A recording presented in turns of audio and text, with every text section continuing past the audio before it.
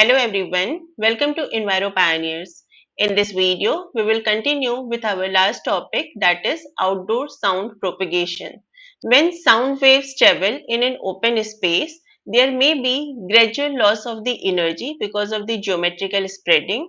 Some portion of energy may be absorbed in the atmosphere, and then when these sound waves come in contact with any surface, there may be ground absorption or diffraction because of the barriers, buildings and the trees, and also the sound waves get reflected in the atmosphere. So we will discuss all these in detail one by one. So we'll start with the geometrical spreading. So it refers to the spreading of the sound energy as a result of the expansion of the wavefronts. As we have already discussed that as the sound is generated from any source, this energy it spreads in more and more area as the distance from the source increases. So when this sound it travels in a particular medium, then this wavefront is defined as an imaginary surface over which the phase of the wave is constant. So here we have representation of two type of wavefront. Here this is the spherical wavefront and this is the planar wavefront. So in a particular wavefront at a given moment of time, all the particles of the medium are undergoing the same type of motion.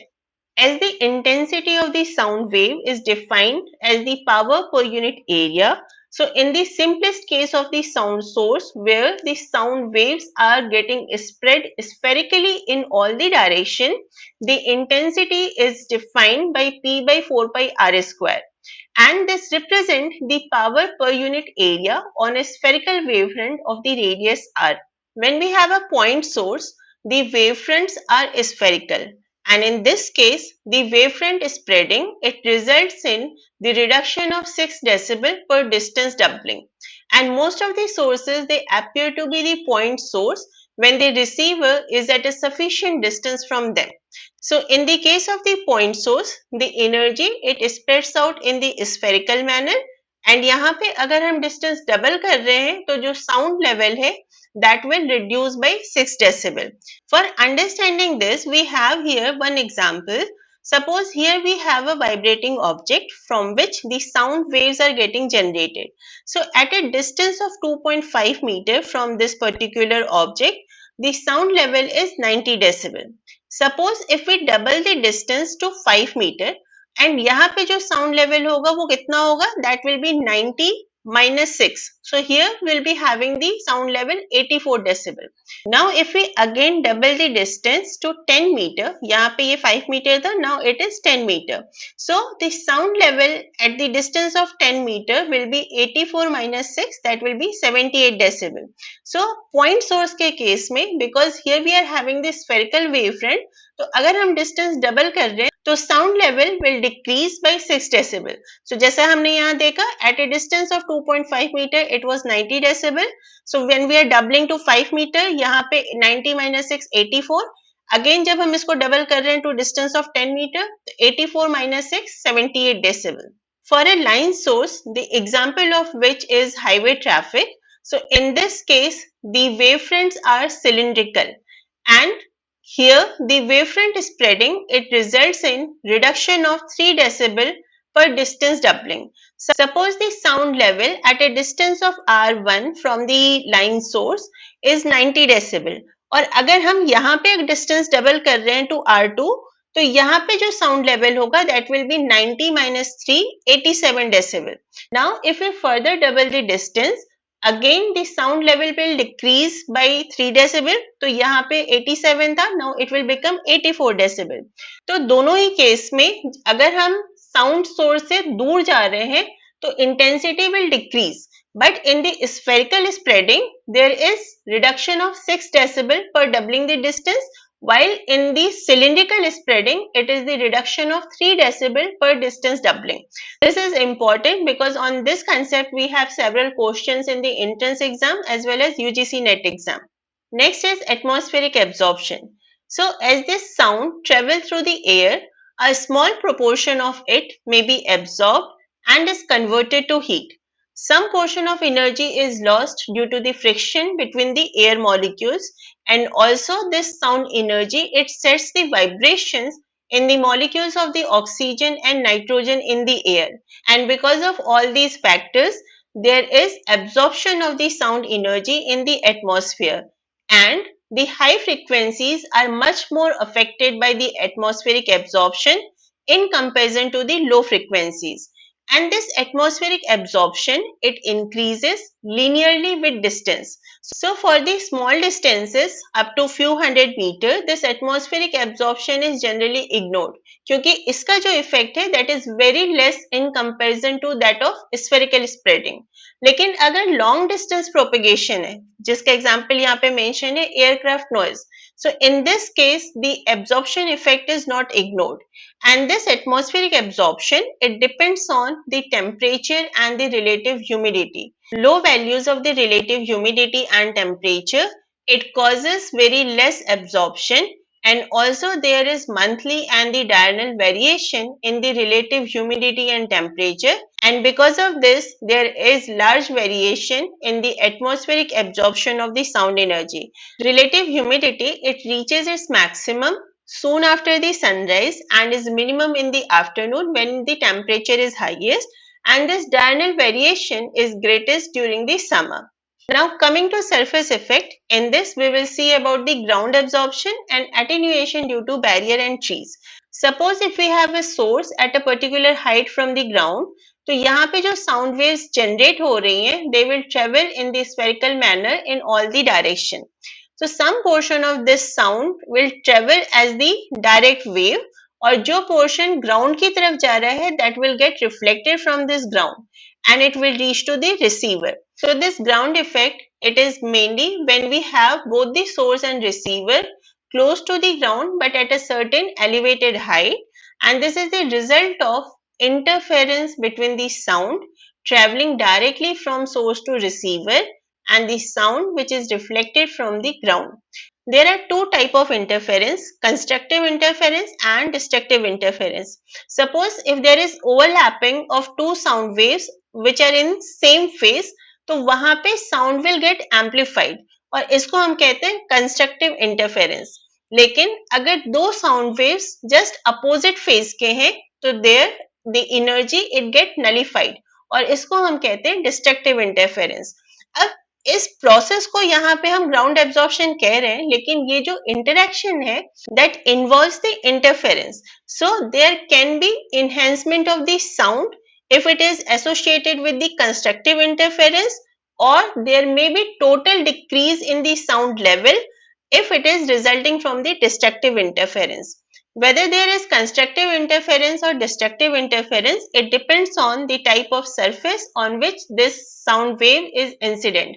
So if the source and receiver, they are close to acoustically hard material such as the non-porous concrete or asphalt, here the sound pressure is doubled over the wide range of the audible frequencies. But if the source and receiver are over acoustically soft material, that is porous surfaces such as soil, sand and snow, there we have the destructive interference at the lower frequencies, because in the porous surfaces the incident sound is able to penetrate the pores and the reflected wave may get changed in amplitude and phase. Within soil, sand and snow, snow is significantly more porous than the soil and sand, and in soil, the presence of vegetation, it makes the surface layer of the ground, including the root zone, more porous. But if there is frequent mowing or rolling on the surface of the grass covered ground, it becomes compact and therefore more hard. And the presence of partially decayed matter, as we have on the floor of the forest, that make the surface highly porous. Next is attenuation due to barriers and trees. So if there is a rigid non-porous wall or building in between the source and the receiver, there is appreciable noise reduction, and these sound waves, they diffract around the obstacle in order to reach the receiver. So the diffraction is the spreading of the sound waves as it passes through any narrow opening or around the obstacle. In this image, here we have one barrier, and this is the representation of the sound waves traveling in this direction. अब ये जो particular portion जहां पे ये हमारा पूरा barrier की wall है, ये इसका फर्दर प्रोपेगेशन जो है दैट इज गेटिंग हिंडर्ड। लेकिन जो पोर्शन इसके एकदम कॉर्नर पे है, now this corner is acting as the secondary centre, and यहाँ पे हमारा अगर फर्दर आप देखो, this is spherical spreading of the sound waves. And ये जो पोर्शन था जहां पे ये साउंड वेव्स ट्रेवल कर रहे हैं, वो ओरिजिनली जैसे जा रहे थे उसी तरीके से आगे प्रोपेगेट हो रहे हैं। So this particular point, it is acting as the secondary center.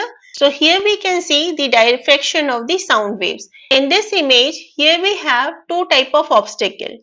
Here we have very small obstacle, and here we are having the large obstacle, and this is the point source. So when this sound wave is traveling in the spherical manner and it comes across the large obstacle, so its further propagation is hindered and we are having the sound shadow, but there is no sound shadow behind the small obstacle. So this barrier, it is most effective when it is placed either very close to the source or to the receiver, and its performance, it can be reduced by the temperature and the wind gradient. Presence of the trees also reduces the sound level or the noise by absorbing, deflecting, refract or masking the sound waves. Absorption, deflection or refraction तो समझ में आ रहा है, but what is masking? Masking is simply when one sound is suppressed by another sound. For example, the traffic noise, it can be masked by the natural and the pleasant sound of the birds residing in these trees. And the structure of the tree, including height, branching structure, leaf shape and density, bark texture and the wood density, these determine how effective are the trees in absorbing the sound. Now coming to atmospheric refraction. So for the small distances between the source and receiver up to 100 meter in the open area, this atmospheric refraction, it can be ignored. But for the distance which is larger than 100 meter, the influence of temperature and the wind gradient on the sound level, it is significant, particularly if both the source and the receiver are close to the ground surface. So this refraction of the sound waves, it is due to the gradient of the wind speed and the temperature. In the first image, here we have the gradient of the wind speed. So on the y-axis, it is height, and this represents the ground surface. And this total height is the thickness of the atmospheric boundary layer. And we can see here, as we move above in the atmosphere, the wind speed, it increases, and it is minimum near to the earth surface because of the friction provided by the surface of the earth. In the second image, we have the temperature profile of the atmosphere. So in the troposphere, the temperature decreases with the height, while in the stratosphere, it increases with height. In mesosphere, it decreases, and again in thermosphere, it increases. As we are talking about the sound propagation in the atmosphere, when both the source and the receiver are close to the ground surface, we will be considering only the troposphere part. As this atmospheric refraction is mainly because of the wind and the temperature, we will see both one by one.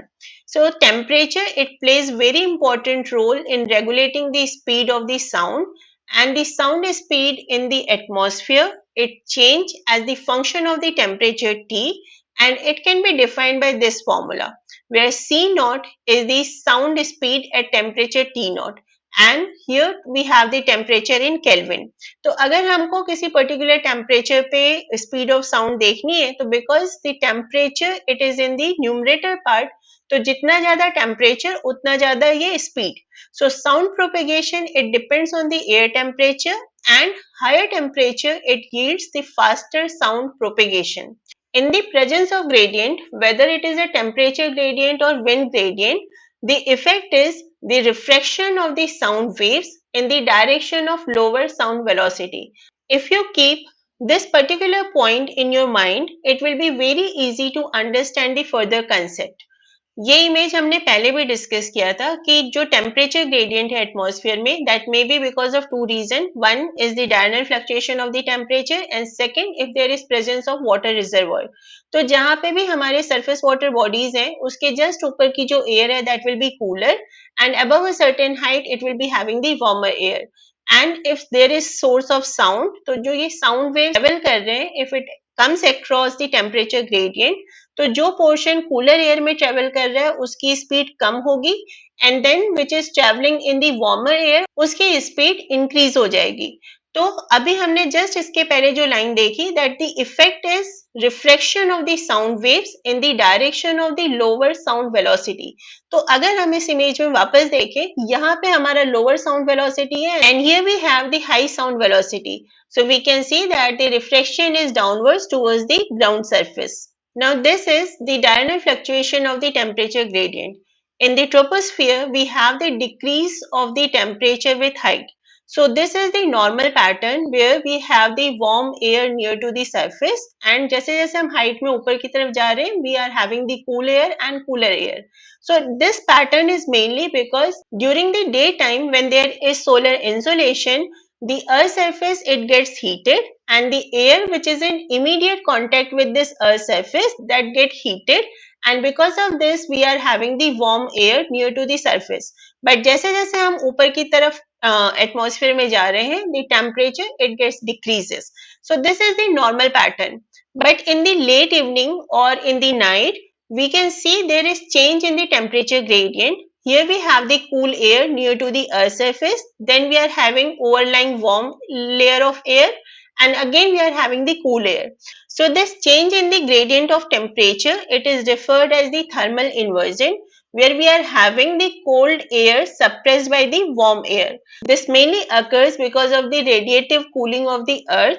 So during the late evening or in the early night, the earth surface that emit the radiation and in this process it become cold and the air which is in immediate contact with the earth surface that become cool and the air which is above a certain height it is still warm. So an inversion is caused where the cool air is suppressed by the warm air.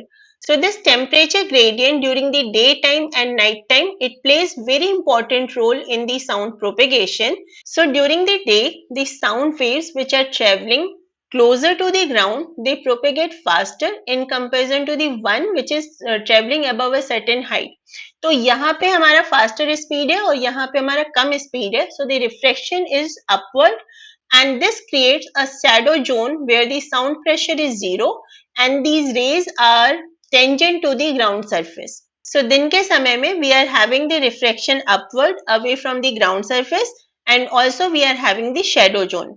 But during the night or in inversion condition, the temperature of the air near the ground is cooler and because of this, the sound wave which travel close to the ground, it propagates slower in comparison to the sound waves traveling more distant of the ground. Here we have the high speed of sound and here low speed of sound.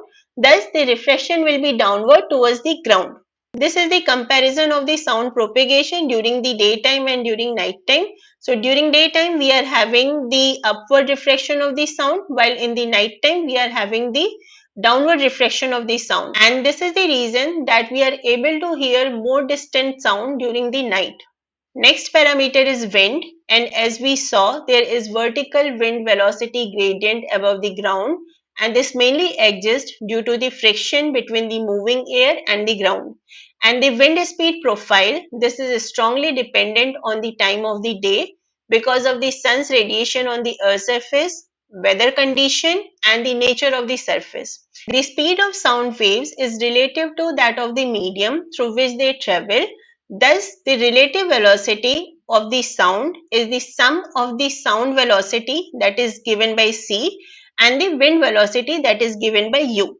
So, in this image, if we see here, the wind is blowing from this direction, okay, and this is the gradient of the wind speed. So, we are having the less speed near to the ground, but as we move above in the atmosphere, the wind speed it increases. Suppose if there is source of sound, so the sound waves which are traveling in the downwind direction, यानी जिस direction में wind blow हो रही है, their speed of sound will increase because relative velocity is given by the sum of sound velocity plus the wind velocity. But the sound waves which are traveling in the upwind direction, यानी जिस direction से wind आ रही है, so the wind will provide the resistance to the propagation of the sound waves. So here the relative velocity is given by c minus u.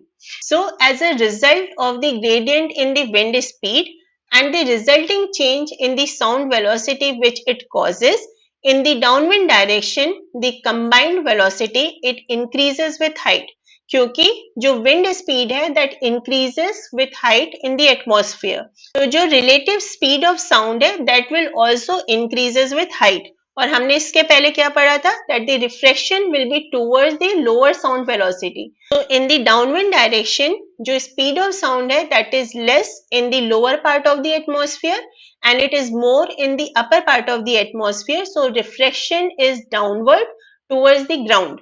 In the upwind direction the relative velocity of the sound it decreases with the height, क्योंकि यहाँ पे जो हमारा formula था that was c minus u.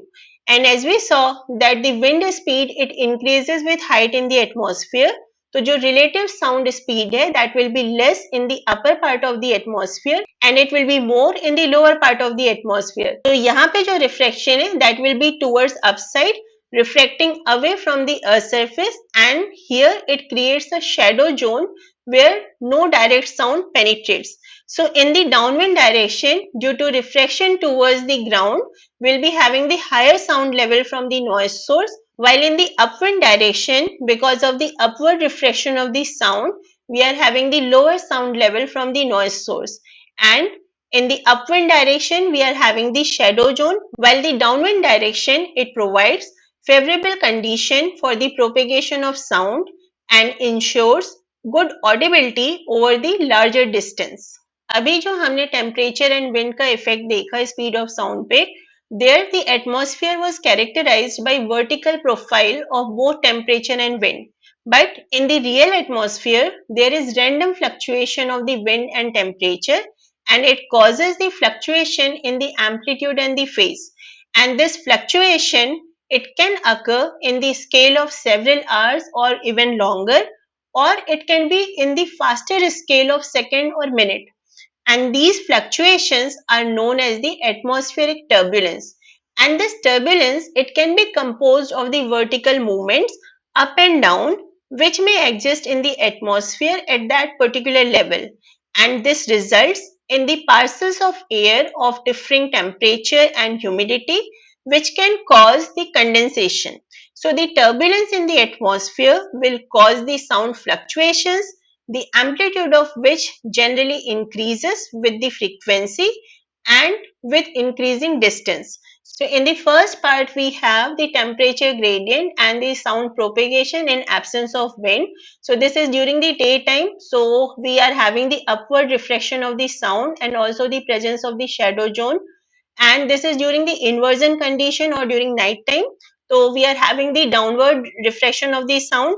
But if we are having the temperature gradient as well as wind, then in that case we can see that this is affecting the normal propagation. So यहाँ पे अगर आप देखो in the downwind direction the pattern is affected. ये हमारा उल्टा हो गया. यहाँ पे upward direction में refraction हो रहा था, but इस case में the sound waves are refracted towards the ground.